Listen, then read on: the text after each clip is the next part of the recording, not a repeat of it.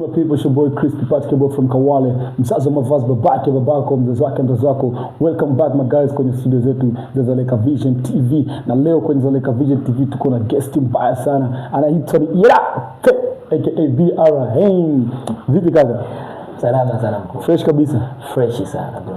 Wakati zinaendelea za kijamii tena. Tunajitahidi tu lakini hali ni ngumu, but Mungu atabless. Okay. Yeah. Nini kinazingua tena? Maisha hapa na pale, sisi kama wasanii tunajua kuweza kufanya vitu vizuri ili community iweze kufaidika kutoka kwetu. Yeah. Okay. Tuanzie hapo kwenye usanii. Nyuma hapa sio tu nyuma, nikiza hata haijaisha. Yeah, tulikuwa tunasikia beef yako wewe na Fast B the rapper. Unaweza kutuambia chanzo ni nini? Unatuambia tu historia fupi about beef lenu lilianzia wapi mpaka kufikia hapo? Kwangu mimi sichukulia kama beef, lakini nachukulia kama darasa. Nilikuwa nampa darasa. Ifikia kipindi mtu ajue kwamba kuna kitu wewe unaweza kumfunza na kuna shauri unaweza kumpatia. Okay. Sio serious sana, lakini tunajua wanadamu watu na tofauti wa mafikiri. Yaani kuna siku kijana alikuwa anafanya, tunajua kijana huwa na mambo yake, style yake, kama Young Luna naweza nikasema, na kila mtu anajua. Yes. Kwa hiyo kama comments, kama vile shabiki, kwa sababu sisi master pia ni mashabiki wa master wenzetu.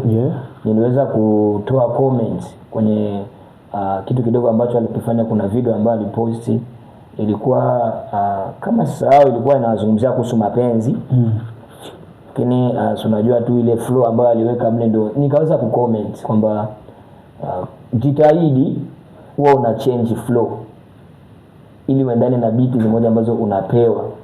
Kisha nikaandika best rapper pale chini kuonesha ile respect. Lakini kilichoshangaza ni kwamba anakamata post yangu na ile comments, anatia post yangu pale, afu anaweka comment chini, afu juu kwenye kibao anaandika kwamba huyu mtu ananifunza muziki wakati Kiingereza ambacho anakiimba akielewi. Okay. Yeah, anadanganya watu. Kwa hiyo mimi kama mtu mzima nikaenda pale kwenye ile comment nikaandika kwamba sikuwa na hiyo maana, sikuwa na maana hiyo kusema kwamba wewe mimi nadhani nikufunze kwa sababu wewe ni msanii na una style yako, sio kwamba kukufunza, lakini ni kama shauri, kama vile mtu mwingine anaweza enda na toa comment. Yes. Hivyo tu. Kwa hiyo akakamata serious, lakini kilichoweza kunikasirisha ni kwamba anaanza kunitumia hata watu. Nendeni mkamwambie BRN aache kuimba uongo. Watu wawili watatu, nikasema no, this is now very disrespectful. Mimi kama msanii kabidi niweze kusema kitu. Ndio nikaweza kumuonya, kwa sababu lazima uweze kumwambia mtu acha hicho ambacho anakwenda kukifanya. Nikamwambia kama mlivyoona, nikamwambia kwamba zile zilikuwa ni sifa tu za mashabiki, na naelewa kwamba msanii huwa sifa za mashabiki zinaweza zikakubeba ukaenda kujuka kwa mahali ambao wewe unajua kwamba huwezi kufit. Yes. Ni kama vile mimi kwenye maigizo. Bado mimi naanza, afu mtu aende kunilinganisha na Strong na Kalitumba. Hata mimi of course watu tunatofautiana. Kuna mtu ambaye anaweza kusema huyu mtu anaweza kanifunza, na kuna mtu anaweza tu akaonyesha kwamba ana brand, lakini muziki sio hivyo. Mimi nataka sasa kumuonesha kama mnavyoona. Nataka umpe somo kidogo. Nataka nimpe darasa. Okay. Au kuna kama unafanya una disrespect familia yake na ule mwenzake, kwamba nilisikia diss track yako uliotoa ukaamua ingizie kuhusu wazazi hivi na hivyo, ni kama ile disrespect?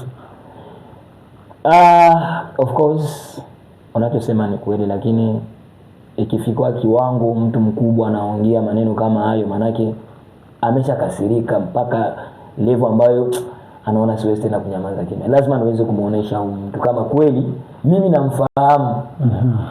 Unajua brand inaweza ikamfanya mtu ajione kwamba yeye ndio kila kitu. Yes. Lakini sisi tunamjua chimbuko lako alipotoka na mpaka anaanza, tunamsaidia, tunatambua. Kwa hiyo nitaka tu kumuonesha kwamba mimi nakufahamu vizuri wewe kijana.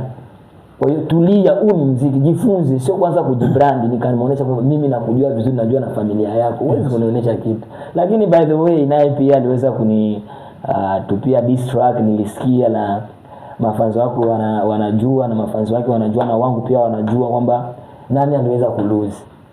Wale nilikuwa nampa darasa. Okay. Yeah, mimi kama teacher. Yes. Na pia kwenye diss track yako nilisikia kuna verse nasema kwamba ulimpandishaga stage 2023 I think so. Na hiyo neno na ukweli gani hapo katikati? Kwamba wewe ndio ulikuwa mtu wa kwanza kumpandisha yeye First B kwenye stage, yani kumuonesha njia. Kumuonesha njia nitakuwa nakosea, lakini kumsaidia. Okay. Kwa sababu lazima tuweze kusaidiana. Baranza aliwahi kunifuata inbox. Yes. Hivi ndio bisi ilivyokuwa reality. Alifuata inbox. Tumaini pale na chill. Akaniambia msaidie kijana mwenzako. Pande pale haonekani. Yes. Lakini sikuwa na maana